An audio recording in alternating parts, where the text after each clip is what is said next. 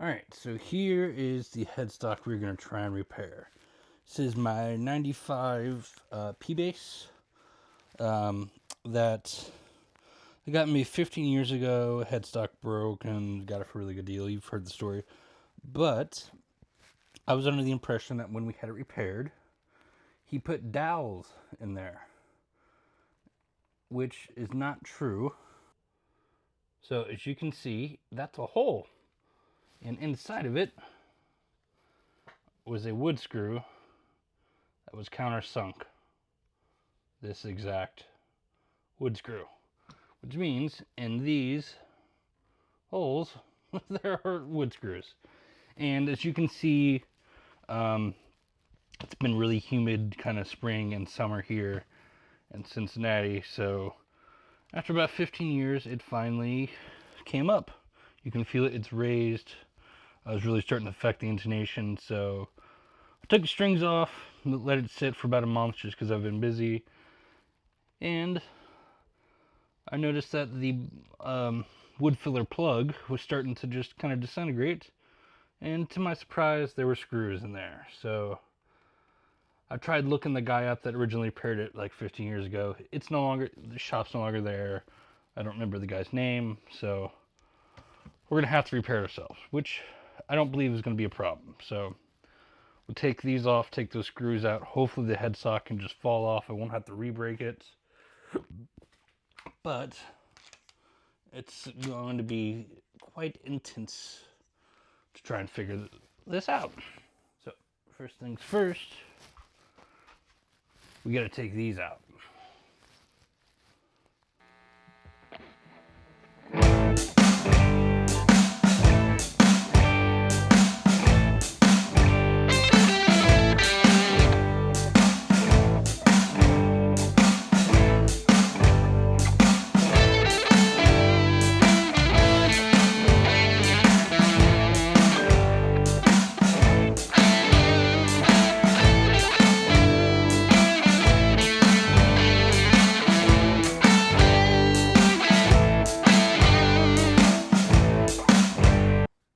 All right, so I got all those out of there. Now, here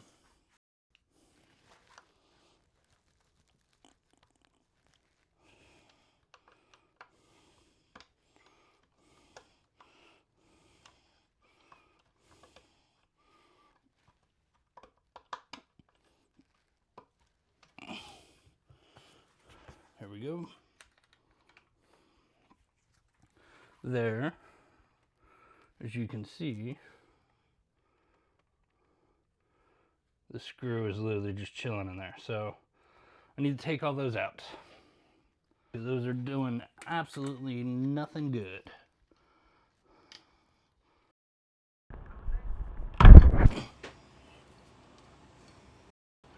All right, there we go. So there wasn't a screw right here. There was just a little bit of glue, which looks like it's on the truss rod, which is not good, but I don't remember ever having that issue. So yeah, you can see all this, I don't know what that is, some kind of marker, who knows. But yeah, all this gooey is glue. That has to be cleaned out of there so that we can reattach it.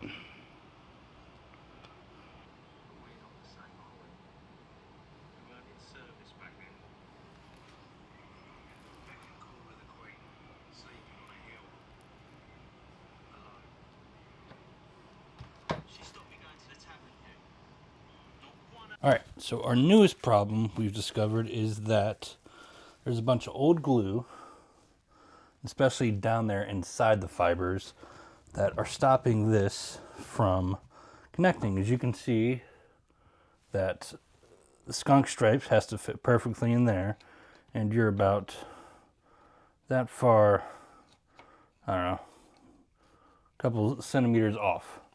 Now, whoever, the asshole that repaired this before, didn't realize that, so he just put the holes right there. So that's why there was always tuning problems with this bass.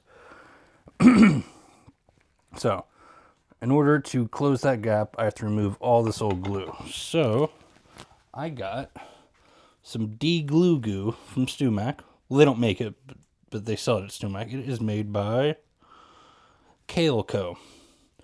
So we're going to shake it up. It says leave a thick layer on there for 30 minutes with some plastic wrap. So that is what I'm going to do. Ooh, this stuff stinks. It's also very toxic, so be careful.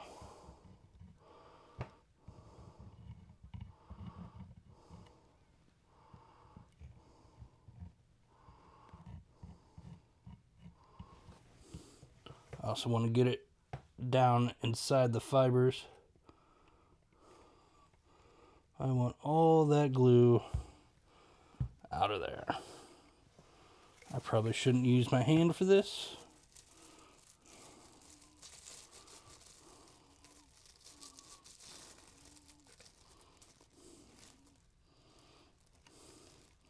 He said thick layer. I'll go for some more. Why not? Party on, Wayne.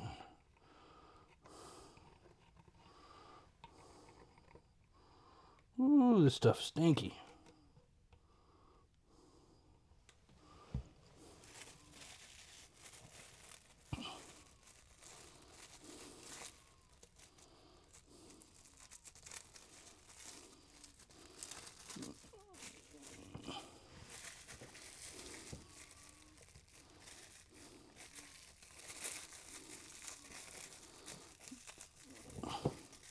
There we go. I'm going to wipe off the excess on that with a paper towel and just let that thing do what it's doing for 30 minutes. Okay, Google, set timer for 30 minutes. Sure, 30 minutes. And we're starting now.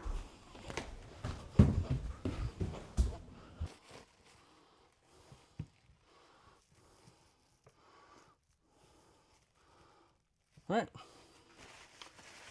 See you in 30 minutes.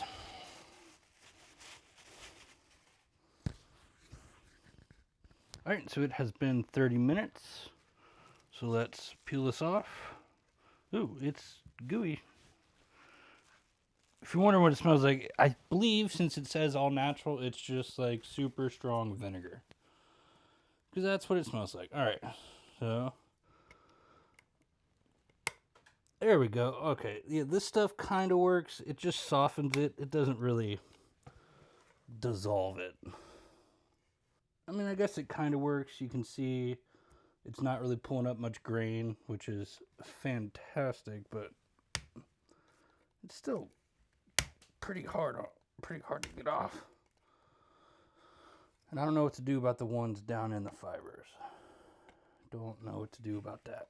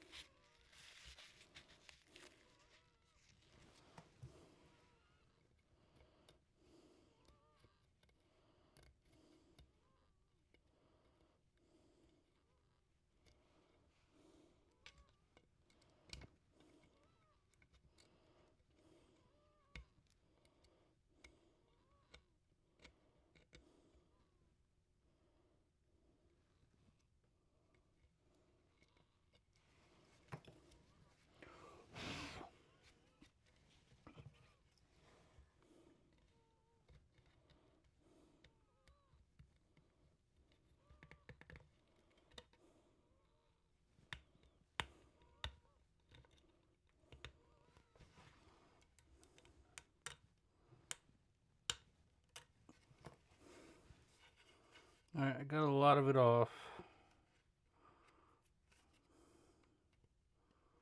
I'm gonna go for one more soak session because it kind of works.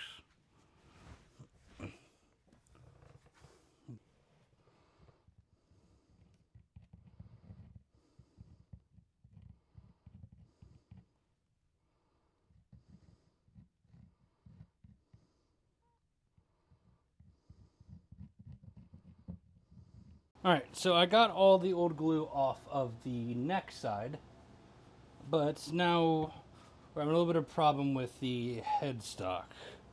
The glue is like down in there, like in a little crevasse that I'm having some problems getting some stuff off. So this glue gun does work pretty well. You just gotta use like a wire brush. But I'm afraid with this, I'm gonna have to use a Dremel to get like down in there. But we'll give it one more half hour with this de-glue goo.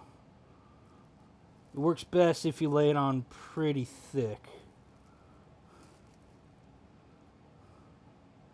So yeah, we'll give it a half hour with that. And yep, we'll try and brush it out, but if we gotta use a Dremel, we gotta use a Dremel. So, yep. Let's, alright, it's been a half hour. Let's see if this worked.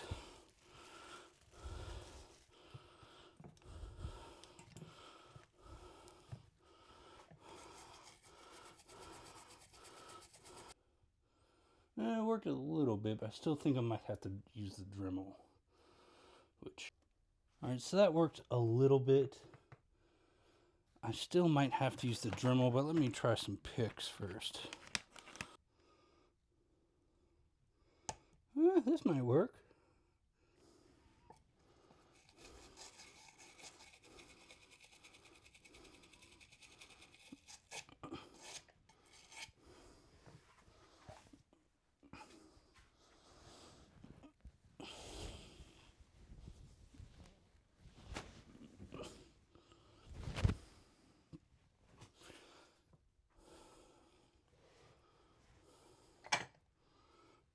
Alright, I have got the headstock and the neck as clean as possible.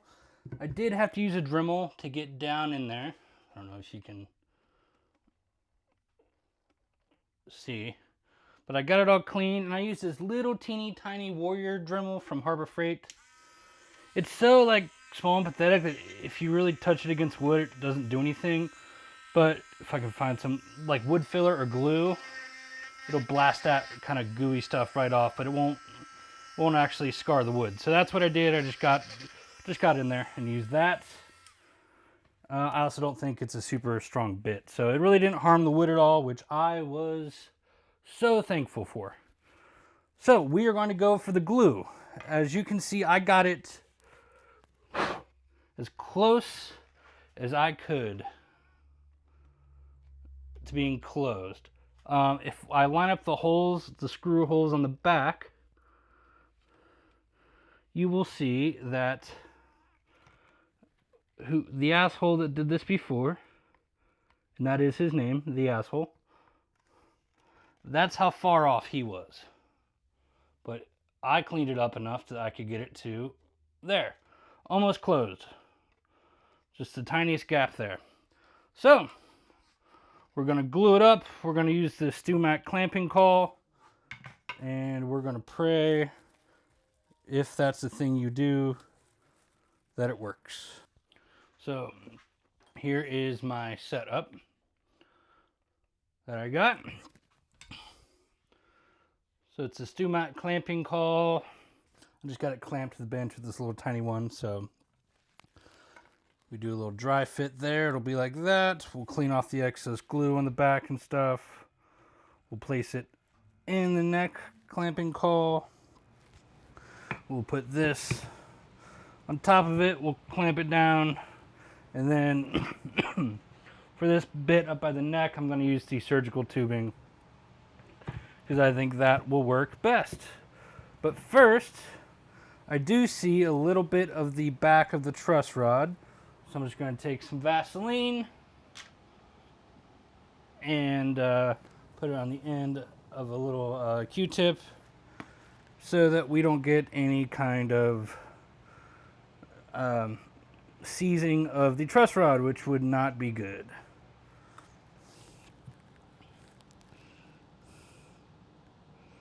It just takes a little bit there. Use another Q-tip to clean up the excess. And that's really all it takes for that. All right. Now, here's the scary part, is the actual gluing itself.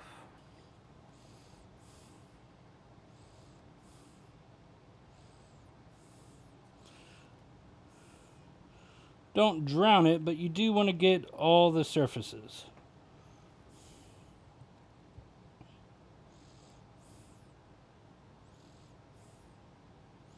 And don't worry, there will be plenty of squeeze outs that we will deal with.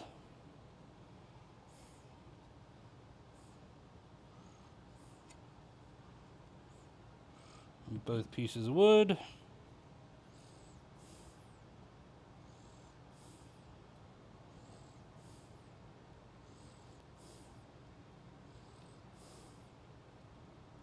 Oh, I also noticed, I think that the asshole who did this before thought that this black piece of wood was the truss rod itself.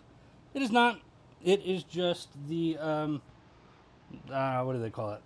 Truss rod dowel?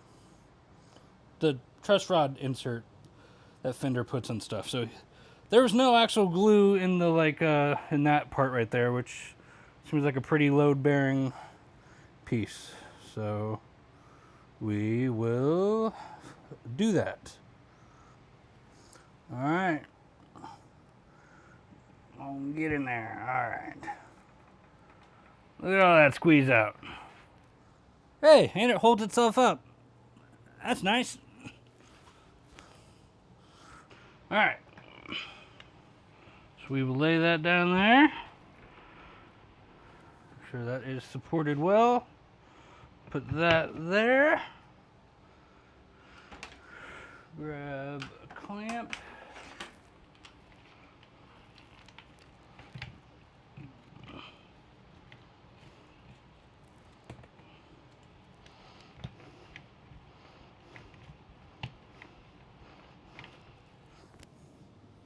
Now we are getting some good squeeze out, which is a great thing. That's what we want. That means the clamp is working.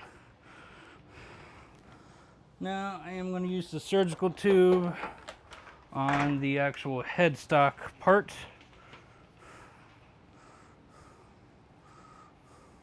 Little side question, what do you guys think about the fire that Diodario is in with the supposed AI track? Now I think it's been proven that the guitar part was played by human, but I guess whoever made that didn't play drums, so they used Suno for the drums. Which, I don't like it. I play drums, so on all my stuff I can play drums accompanying myself, but I understand that not every guitar player plays drums, nor wants to, I guess. So, I get it, but I don't think you should be using AI, but that is just me, and who am I?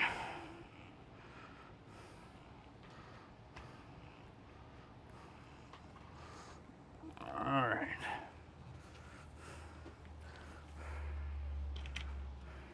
I will add one more clamp, so that we can take that clamp off, holding it to the table.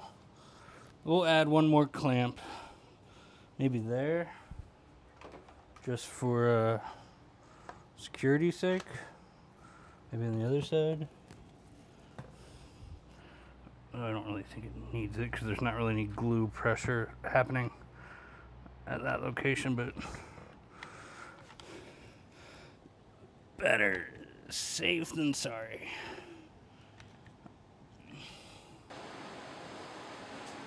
Alright, so there it is all clamped up. As you can see, the kind of V-shaped crack is right around this area, which this clamp is doing most of the work. This one's more for just moral supports. And then the crack around the headstock is being taken care of with this surgical tape, which I got pretty cranked down. And you can see we're getting, if it'll focus, come on, there we go. We're getting some good closage. Closage. It's not a word, but you know what I mean. So yeah, I feel pretty confident. Now it says you can do this for 48 hours. I'm gonna do this for a whole ass week. This was a pretty weak headstock just because of the screws that this dumbass did before. So I'm gonna wait a whole week. I'm gonna test it. If it holds, I'm gonna get some dowels, drill those in those holes, put them down in there, wait another week, and then we will have a complete neck. So yeah, stay tuned. Okay, here it is all glued up. Everything looks fairly good. Just need to clean up a lot of this excess glue and stuff and some of that hanger burn. But what I'm going to do, I'm going to drill out these old screw holes. Come on, there we go. So I'm going to drill out these old screw holes. I'm going to fill out some of these cavities with gold epoxy to kind of do that ancient Chinese thing that they'll sometimes repair glass pots with gold solder. It looks really cool. I also got some walnut dowels because I'm not trying to hide the repair. I kind of want to highlight it actually. So let me sand this, get it all nice.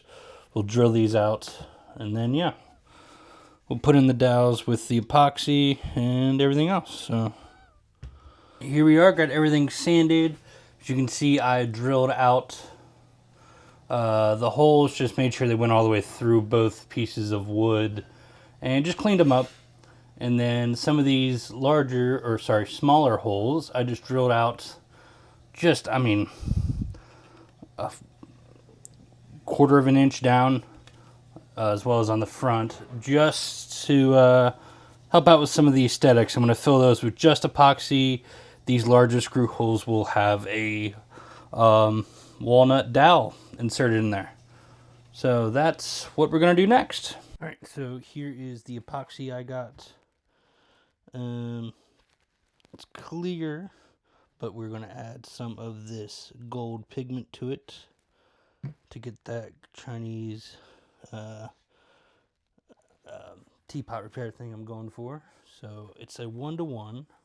I don't know if you can see it, but there's measuring lines on this cup.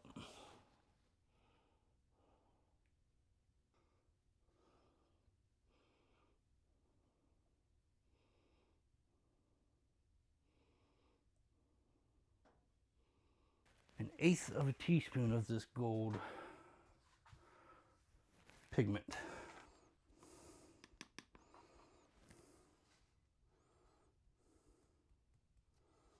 Ooh, that gold shit gets everywhere, I bet.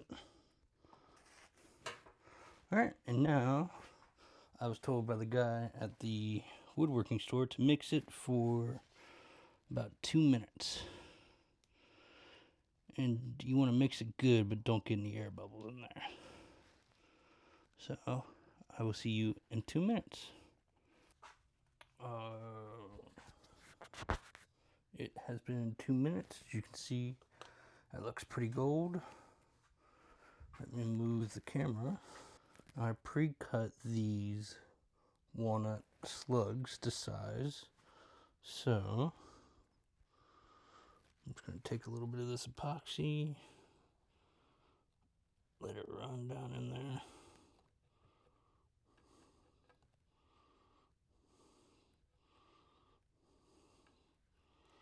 And place the slug in.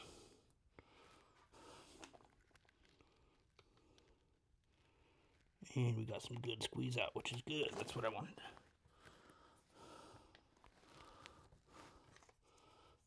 And we'll just move some of the squeeze out into the other areas where I want it. like in the crack there. That's what she said, and other places.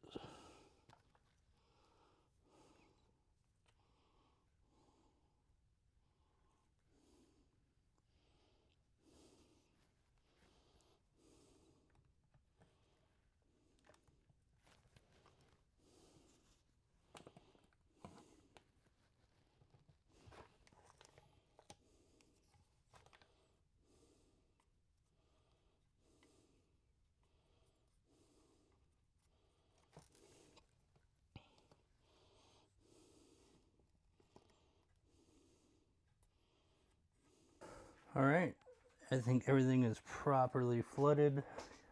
I'll cut those down to size later and sand everything off, and then we should have a cool effect, and it'll add a little bit of strength, not a ton, but a little bit.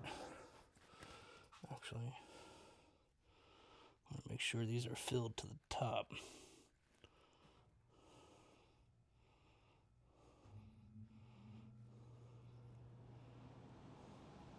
All right, so here we are. We finished it. I know I kind of left you guys in an awkward spot, but I was essentially done. The only thing you guys didn't see was the sanding off of the epoxy. Let me focus this, god damn it. The sanding off of the epoxy and the finishing. So as you can see, I tried my best to match the original color of the aged lacquer. I did pretty good. It's not 100%, but as you can see, it's good enough. And I think with the gold epoxy, it looks really good. You can see the front there. The front doesn't come through as much just because the strings are in the way and there's more going on, but on the back, looks really good. So I'll just tell you what I did for finishing. I got this aged clear, so it's just kind of a, tobacco-y looking clear coats. What I did is I sprayed it in a bowl so that I had a little bit on the bottom, and just used these exact Q-tips exactly to just rub it on. I did 3 layers of that. I did try to spray it, but it was too dark. So I think rubbing it on with the Q-tip in 3 layers and then sanding to 3000 works great. As you can see, the walnut looks really good. You can obviously tell it's been repaired, which was the goal. And the gold gives that, I'm not going to try and pronounce it, but there's a Chinese method of repairing teapots where they use gold to solder, and it outlines where it's broken, and it looks really cool. So yeah, I did get some Geiger tuners. I will have a review on those separately. They are good. They're not the best, but they are good. Stay tuned for that. Other than that, I did a repair that would have been very expensive to have done at a shop. So I'm basically a luthier, and you can tell your mom that. So yeah. Peace.